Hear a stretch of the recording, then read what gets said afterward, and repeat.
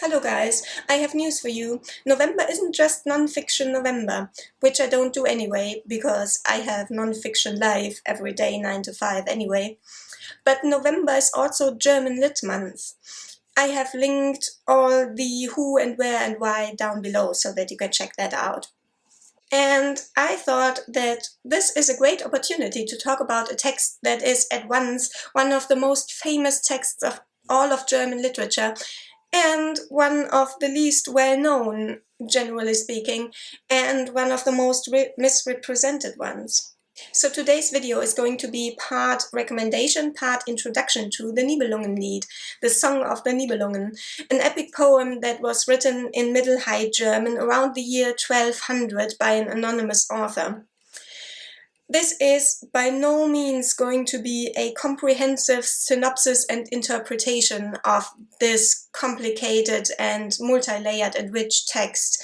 It is just meant to be an introduction and to make you curious about this text. The Nibelungenlied is pretty unique in German medieval literature, or even continental European medieval literature as a whole. Whereas other epic texts are typically verse epics, meaning that the units from which they are composed are single verses, the unit from which the Nibelungenlied is composed is the stanza. So a normal verse epic looks like this. This is an edition of Tristan and Isolde by Gottfried from Straßburg. And as you can see, all single verses. The Nibelungenlied, by contrast, looks like this. Stanzas. But this text is remarkable in so many more ways than just its form. Like I said, it is an extremely famous text. Everybody in the German-speaking world knows the title, and everybody more or less claims it as part of the package of their cultural inheritance. But very few people nowadays can tell you what it is actually about.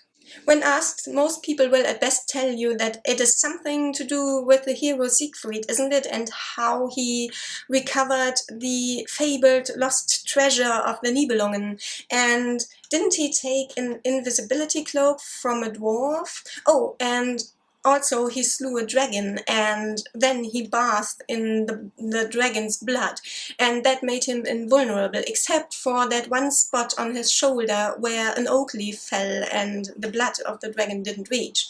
And that became his Achilles heel, and in due time would be his downfall. But I'm sorry, but this is not at all what the Nibelungenlied is about. This whole package of tales about the exploits of the hero Siegfried is part of a set of tales which we call the Young Siegfried legends. So the tales of what Siegfried accomplished in his early years. In the Nibelungenlied, all this is in the past, and it is mentioned only as a sort of recap, like what happened last week, and on a whole of 2 pages in this edition. The Nibelungenlied is so much more interesting than a generic hero's tale like that. The protagonist of the Nibelungenlied is actually Siegfried's wife, Kriemhild. So what does actually happen in the Nibelungenlied? It is basically the story of the decline and fall of the late antique Germanic kingdom of Burgund, with some dramatic license. Basically, it turns the story of the fall of that kingdom into a legend in the style of the 12th century. The bare bones of the story are these. After Siegfried has taken possession of the treasure of the Nibelungen and has become rich and awesome, he figures it's time for him to rise in the world. And of course you do that by marrying into a more powerful family. So he rides to the court of King Gunther of Burgund and his 2 brothers, Gernot and Giselher, and asks for their sister's hand in marriage.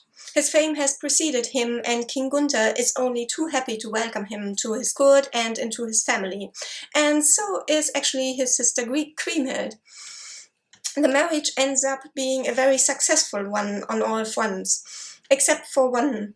Gunther's most trusted courtier has had his eyes on Kriemhild himself, and he feels cheated.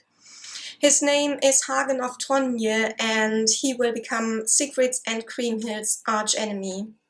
Now that his sister is marrying, King Gunther feels that it is time for him to do so as well, and he has set his eyes on the fabled Nordic queen Brunhild. Now, Brunhild has sworn that she will only take a man as a husband who was able to beat her in hand-to-hand combat. Of course, nobody has ever been able to do that, but Gunther is not like other kings and courtiers. Gunther has Siegfried, and Siegfried has superhuman strength and an invisibility cloak. So while it was Gunther who signed up for the combat, it is Siegfried who tames Brunhild under the invisibility cloak, and then Gunther comes in and consumes the marriage, and there is our second happy couple. Everything is peachy for a while, but after some time Brunhild finds out about how she was cheated into marrying Gunther. She is understandably furious and plots her revenge. She has an ally in Hagen of Tronje who is still pissed off because he was passed by in favor for Siegfried. Hagen knows the secret of where Siegfried is vulnerable, where the blood of the dragon didn't touch him. And together he and Brunhild conspire to lure Siegfried into a trap and shoot him dead. And now the three princes, Gunther and his two younger brothers, as legal guardians of Kriemhild, take possession of the Nibelungen treasure and deny her access to it. And now Kriemhild snaps. She was already not amused when her brothers denied her a share of the inheritance after the death of their parents, her being a woman, but now that they have confiscated the treasure of her murdered husband who was murdered at their court by the hands of their courtier, now she has finally had enough, and she does not intend to just accept whatever her asshole brothers see fit to do with her and her place in the world. And the whole long second half of the epic poem tells the story of how Kriemhild avenged herself, and how she avenged the murder of her husband and the perceived theft of the treasure. How she has all her enemies, her brothers and the traitor Hagen, and some collateral damage, killed off one by one through schemes and intrigues, and how in the process she brings a second king, the second husband she never wanted, to the brink of destruction as well. And in the end, after all this is done, the kingdom of Burgund will be no more, because everybody's dead. Sounds pretty cool, right? Only problem is Kriemhild dies as well. She is slain by her new husband for acting up. She plotted to have his men kill her enemies in duels, and it was simply not her place in the world as a woman to scheme like that, or indeed to make any demands in the first place. Sounds awful, right? You might even feel betrayed because I chose the title I chose for this video, but hear me out. I'm saying this with the caveat that I am not an expert and my impression isn't deeply founded in evidence. But despite this ending, the Nibelungenlied isn't moralizing. It isn't there to defend the good world order and to sing the praises of those conventions. It isn't a cautionary tale exactly either. Kriemhild is not the antagonist here. Kriemhild is the sympathetic protagonist. She is a tragic heroine who was doomed to fail from the beginning because things are as they are, and the rules being as they are, the world was against her from the beginning. Not just her enemies, but the world as a whole, the whole of creation. And it does not matter how assertive she is, it doesn't matter if her heart is pure, if she's valiant and heroic, she just cannot win. But in the Nibelungenlied, this isn't marked as the desirable outcome, just as the inevitable one. She may have deserved a different one, but she was doomed to fail regardless because she is a woman. And that is a huge tragedy. I wouldn't go so far as to say that the Nibelungenlied is a massive critique of gender roles, sorry to disappoint you, but it sure uses them to paint a tragedy. And this is remarkable in and of itself, I think, not just for its time, but for most of history. As the heroine of such a drama, Kriemhild reminds me a bit of Euripides' Medea.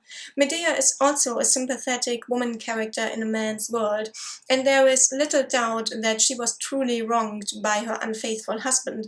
And yet the only way that she can get revenge or even just attention, the only way of action that is open to her if she wants to retain any self-respect at all, is to kill her own children.